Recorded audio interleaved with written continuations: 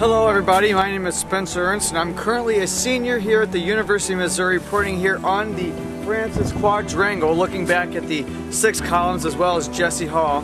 It is currently a blizzard here on February 1st, 2011, as we are expected to have over 18 inches of snow. As you see from behind me, oh my gosh, it is crazy. Snow is coming down, wind is in excess of 35 miles per hour. This is one Snowmegeddon, as others are calling it. Again, my name is Spencer Ernst, and this is what the quad looks like today on February 1st, 2011.